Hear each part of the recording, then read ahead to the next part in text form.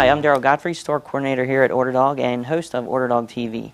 In case you're not aware, OrderDog TV is our online series of tutorials and how-to videos on OrderDog POS and our other services and features. This video in particular is just something to get you started with your remote install. So if you're watching this on your point of sale, congratulations, you've got step number 1 done. You've got your point of sale plugged in and turned on. If not, I want to show you some tricks on how to get this guy set up and ready to go. One of the main things is just getting it ready to plug everything in. So first thing I like to do is get some of the foam that came with the point of sale and just flipping this guy over.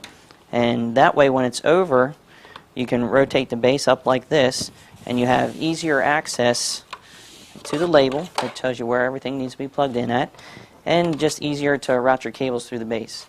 One of the biggest things that everybody forgets is to actually run their cables through the base, and then when they get done, everything's kind of hanging out here and it's all has to be redone again. So when you get your point of sale, you're going to have a couple cables already plugged in. You're going to have your printer power already plugged in, and you'll probably have a USB cable in there for the printer. If you have a T88-4 printer, you won't need this USB cable for the printer, so you can just leave it there, or you can just go ahead and take it out.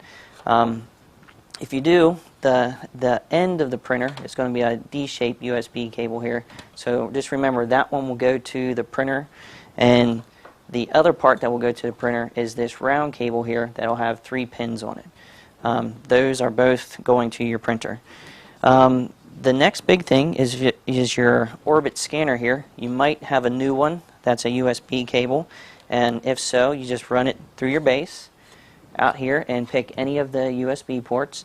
If you have an older scanner, you're going to need an adapter like this, and you'll take this off your old point of sale, and what you're going to do is plug it into the COM3 port, which is actually the green port here right below the printer.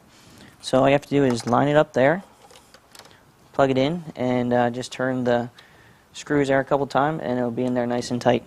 The next thing is, if you have an older printer or you have any cables that need to be run, I just want to show you how the cables actually run down through here. So this is an old parallel cable for the T88-4s, and all you want to do is just run it right down through the base here.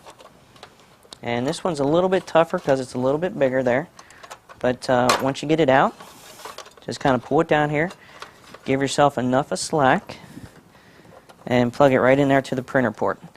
So out of all the ones to find, the printer port there is the easiest one because it's only one cable that'll fit in there. So once you have everything plugged in down here, we have all of our cables coming out the base here.